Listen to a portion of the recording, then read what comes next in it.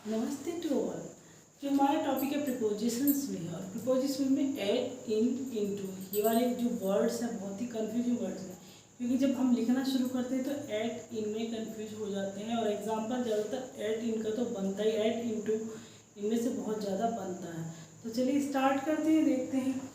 हमने लिखा एट और इन, प्रिपोजिशन में एट और इन, तो ये होता है क्या है, स्थान वाला है, क्योंकि टाइम के लिए भी इनका यूज़ होता है और एट भी यूज़ होता है। उसका टॉपिक अलग से चलेगा, उसका वीडियो अलग से बनेगी।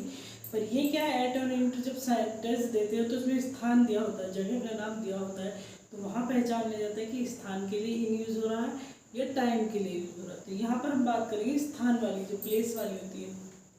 तो इन क्या है, जो बड़े देश, बड़ी जगह, बड़े नगरों के लिए, बड़े देशों के लिए, बड़े प्रांत, बड़े जगह, बड़े शहरों के लिए इनका यूज़ करते हैं। और जो छोटी जगह है, जो छोटे स्थान है, मोहल्ले हैं, कस्बा है, कॉलोनी है, गांव है, बस स्टैंड है, रेलवे स्टैंड है, इनके लिए हम एट यूज़ करते हैं सेंटेंस में। क्योंकि जब 4 सेंटेंस आपको एग्जाम में दिए जाते हैं तो उसमें पूछा जाता है किसी करेक्ट सेंटेंस सेलेक्ट कीजिएगा, तो एट और इन तब वहाँ पर हमें एक सा ही लगता है। तो देखते हैं इसके कुछ एग्जाम्पल्स, जिसमें लिखा ही लिव्स। अब मोहननगर और लखनऊ, तो सीधी सी बात है, लखनऊ बड़ा हो गया, मोहननगर, लखनऊ तो अपने आप में कैपिटल है तो बड़ी ही है, तो बड़े के साथ क्या लगाना है, इन लगाना है। तो इस तरह से आपको क्वेश्चन में सेलेक्ट करना होता है। गलतियाँ दी होती है वो आपको पहचानना होता है कि बड़ा इनमें से कौन सा होता है। तो ऐसा नहीं है कि कोई सा भी नगर या कोई सा भी दे दे, ऐसे ही दिए जाते हैं बड़े बड़े शहरों के नाम जो हमें पता होते हैं। बस आपको थोड़ा पहचानना होता है कि पढ़ लें आप, उसको समझ लें। बाकी ऐसा नहीं है कि कोई भी अननोन शहर का नाम है किसी का दे दिया जाएगा।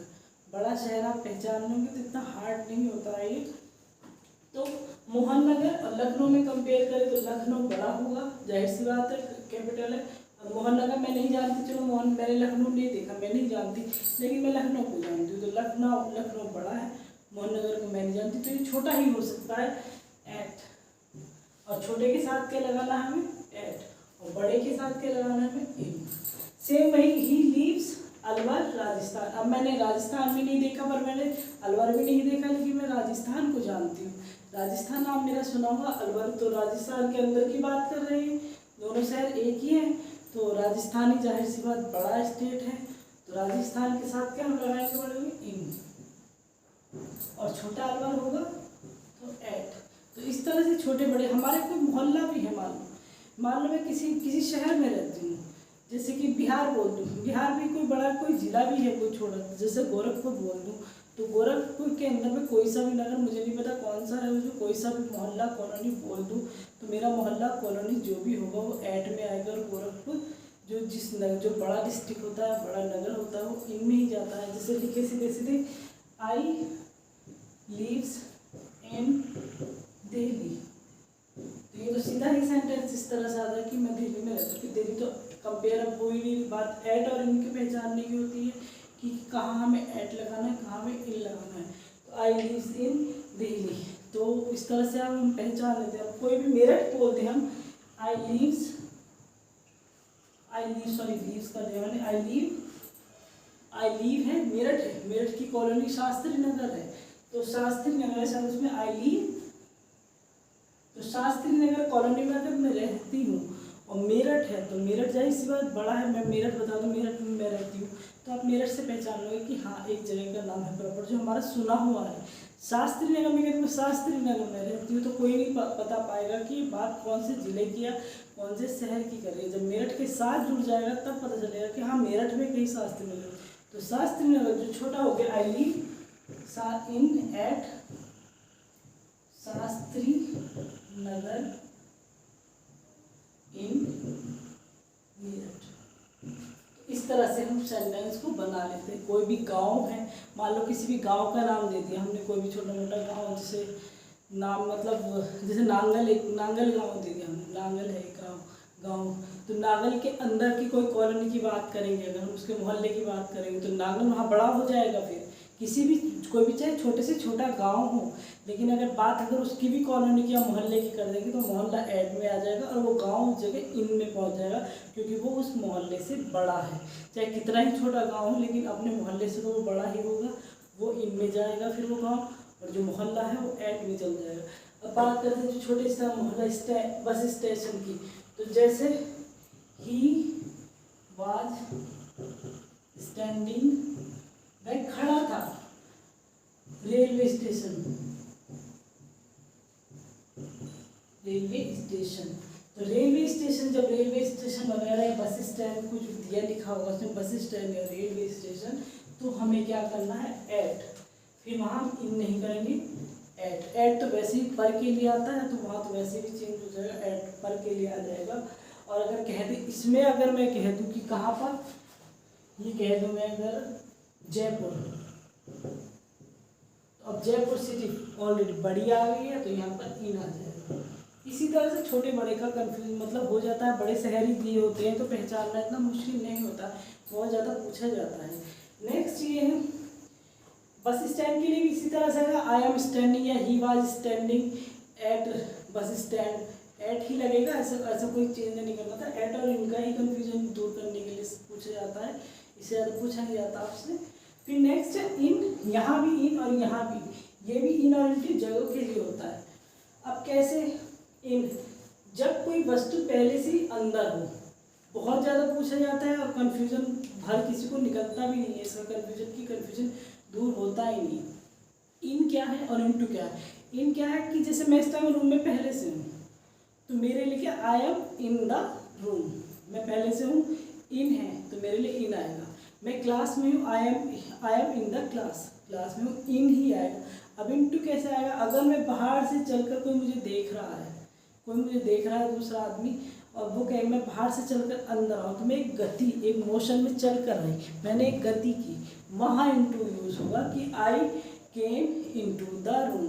इस तरह से इनटू होगा जब कोई चलकर होगी, मतलब कोई इंसान, मैं ऐसे खड़ी हूँ तो मैं इन हूँ, और मैं ऐसे कर रही हूँ तो मैं गति कर रही हूँ, तो मेरे साथ इनटू जुड़ जाएगा।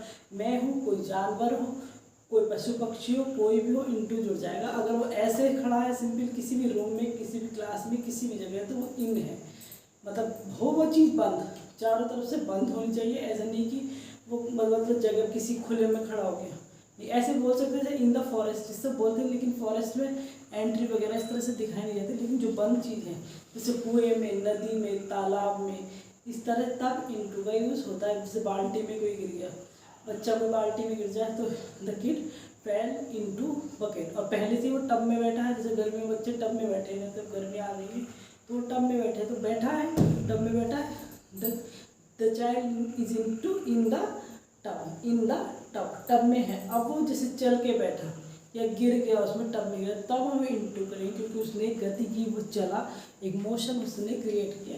इसी तरह जब कोई वस्तु पहले से अंदर हो तो इन होगी, और जब कोई वस्तु बाहर से अंदर गतिपूर्वक जाएगी, कोई गति करेगी, तो इनटू होगा। कैसे, एक डॉग फेल इन रिवर, तो एक कुत्ता रिवर में गिर गया, तो रिवर में गिरने के लिए वो पहले से अगर बैठा होता रिवर में, तो इन यूज होता। हम यूज करते जैसे a dog is in the river, तो एक कुत्ता रिवर में है, वो पहले से ही है, रिवर में पड़ा है, बैठा है, जो भी कर रहा हो बैठा पहले से। अब क्या है, dog fail into the river, fail means गिरना होता है, गिर गया तो गिरेगा तो कोई गति करके ही गिरेगा, ऊपर से नीचे गिरा तो कोई गति करेगा, तो इनटू द रिवर, क्योंकि एक गति की, एक मोशन की आवश्यकता। ही जंप्ड, अब जंप करेंगे तो कूदेगा, या जाहिर सी आदमी कूद, जंप मीन्स तो कूदना है, जंप द बेयर, तो जब कूदेगा तो गति करेगा, तो जंप इनटू द बेयर। और अगर सीधे से कह दूँ मैं इसका सेंटेंस जैसे लिख लिया जाए, the students are the class,